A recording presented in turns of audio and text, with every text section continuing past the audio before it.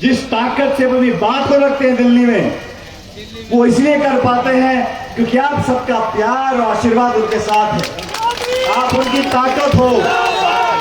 और ये आज का जो चुनाव है, ये लोकसभा का चुनाव है, ये बीडीसी का ब्लॉक जिले का चुनाव नहीं, ये पूरे मुल्क का चुनाव है।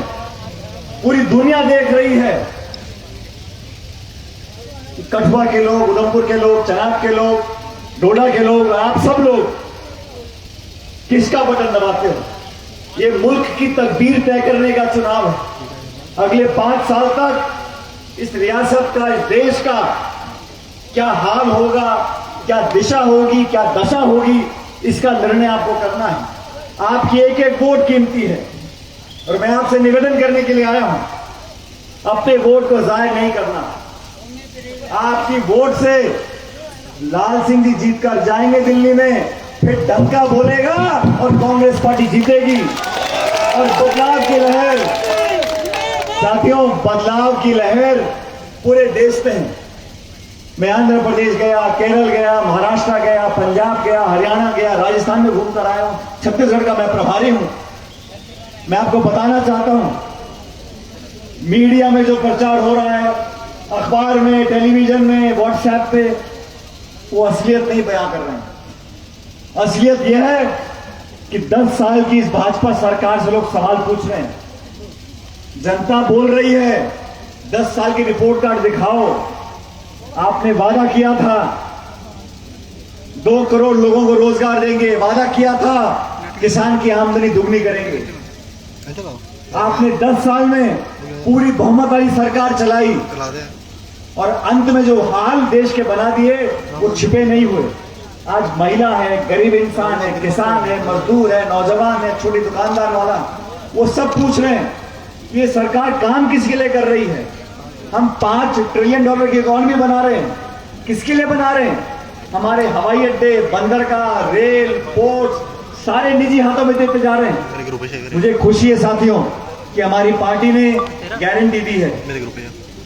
ये हमारी पार्टी की 5 गारंटी है।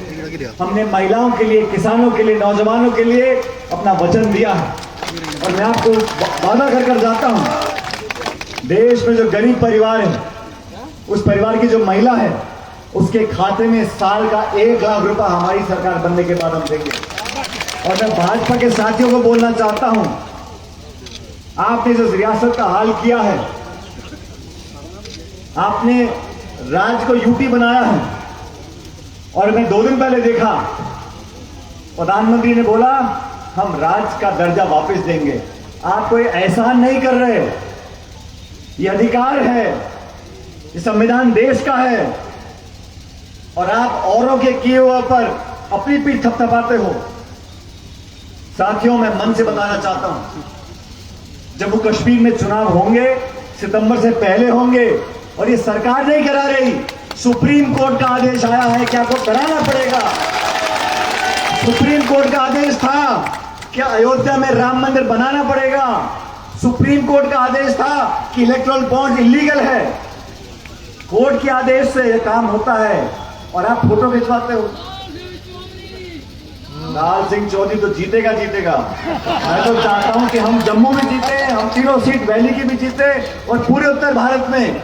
और बीजेपी के तमाम नेता आज यहां पे आकर चुनाव के वोट मांग रहे हैं। 10 साल से सरकार आपके पास थी और हम चाहते हैं साथियों, एक नई आवाज बुलंदी से पैदा करें। हिंदू, मुसलमान, मस्जिद, मंदिर, हिंदुस्तान, पाकिस्तान, इतना ही भाषण है बीजेपी के नेताओं।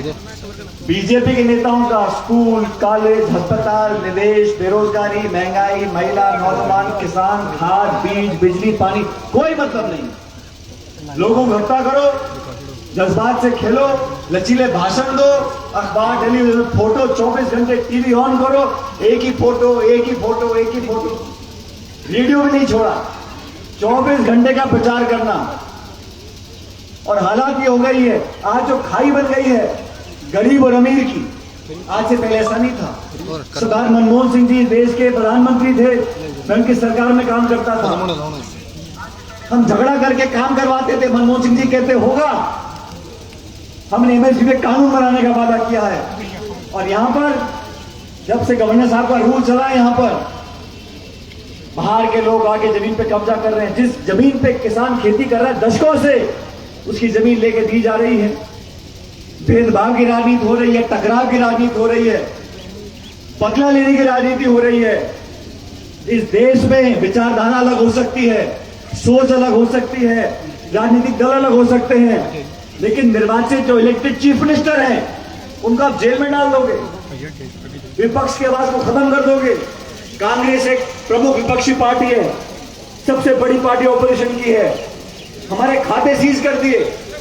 कहते हैं 1994 में नोटिस दिया था, कांग्रेस के खाते सीज कर दो, मुख्यमंत्रियों को जेल में डाल दो, विपक्ष की आवाज को खत्म कर दो। निर्वाचन आयोग चुपचाप देख रहा है। आपने देखा चंडीगढ़ में चुनाव थे, मेयर के चुनाव, वहां पे निर्वाचन अधिकारी बैठ के खुद वोटें खराब कर रहा है। सुप्रीम कोर्ट को दस्तक देनी पड़ी, तब जाके न्याय वहां पर हुआ। मैं तो आपसे अपील करने के लिए आया हूं। बहुत से दल पार्टी बना के चुनाव लड़ रहे हैं, बहुत से नेताओं को आपने देखा है। मैं किसी की बुराई नहीं कर रहा हूं, लेकिन आपको समझना पड़ेगा आपके दुख दर्द का भागीदार कौन रहा। मैं दावे से कह सकता हूं, लाल सिंह जी आपके दुख और दर्द में शामिल रहे, अच्छे बुरे समय के साथ रहे और अपने पराये में अंतर करना सीखो। वो लोग नहीं, वो लोग जो दिल्ली से आके भाषण दे जाते हैं और आपको बड़े बड़े वादे कर जाते हैं। हम उस पार्टी के लोग हैं। आजादी से पहले से लेकर आज तक इस कांग्रेस ने खून पसीने से इस जम्मू और कश्मीर को सींचा है, लोगों को इकट्ठा रखा है, हमने कुर्बानियां दी हैं, अपना सियासी नुकसान भी करवाया है, लेकिन लोगों की और जमहूरियत को ताकत देने का काम हम लोगों ने किया है। मैं तो सिर्फ आप लोगों से निवेदन कर रहा हूं, 19 तारीख को वोट पड़ेगा। बड़े बड़े लोग चुनाव यहां से लड़ रहे हैं, लेकिन अपने बेटे को, अपने भाई को, अपने उस जांबाज नेता को आपको दोबारा दिल्ली भेजना है। दिल्ली भेजोगे नहीं भेजोगे? आवाज नहीं आई भाई। दिल्ली भेजोगे नहीं भेजोगे? अब मेरे बाद लाल सिंह जी भाषण देंगे। मैं रमन भल्ला जी के क्षेत्र में जा रहा हूं, लेकिन मैं जब इतनी दूर से आया हूं तो जब तक मेरे मन में संतुष्टि नहीं होगी, और मैं आज यहां खड़ा हूं इस क्षेत्र में, मैं याद करना चाहता हूं स्वर्गीय मंगल शर्मा जी को। उन्होंने, स्वर्गीय पायलट साहब ने, जब मुसीबत का दौर था, जब रियासत में आतंकवादी थे, यहां गोलियां चलती थी, कोई आंसू पोंछने वाला नहीं था, तब हमारे दल के नेता के यहां पे लोगों का हाथ थामते थे। ये बीजेपी वाले कहां घूमते थे उन दिनों में? कहां थे भाषण, कहां थे विज्ञापन? अपने पराये का पता पड़ता है जब दुख और मुसीबत होती है।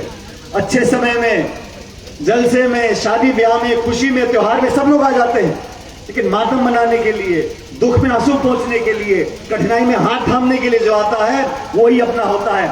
इसलिए लाल सिंह जी के आज मैं जमानत देने आया हूं। हमारे बहुत से साथी, और लाल सिंह जी का जो भाषण है ना, वो थोड़ा तीखा रहता है तीखा कि नहीं? उस तीखे भाषण के चक्कर में कभी कभी ऊपर नीचे हो जाता है, लेकिन मन साफ है। जो जोर से बोल सकता है, इसका मन साफ है, वही बोल सकता है।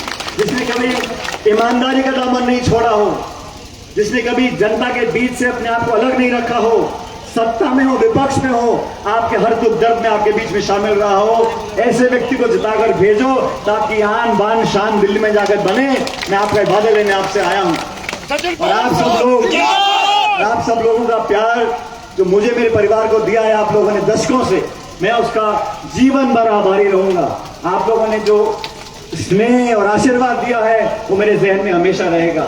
मेरे बाद लाल सिंह जी बोलेंगे, जैसा मैंने कहा, मैं भी जिद्दी आदमी हूं, मैं भी ऐसे छोड़ूंगा नहीं।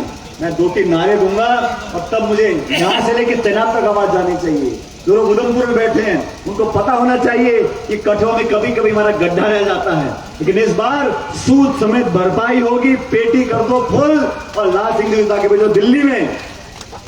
अब मैं बोलूंगा, सुनो मेरी बात, मैं कहूंगा कोई नहीं है टक्कर में। आप बोलोगे क्यों पड़े हो चक्कर में, ठीक है? लाल सिंह जी तो खुद ही पोटे लगे यार, क्यों पड़े हो चक्कर में? आप लोग क्या बोलोगे? कोई नहीं है टक्कर में।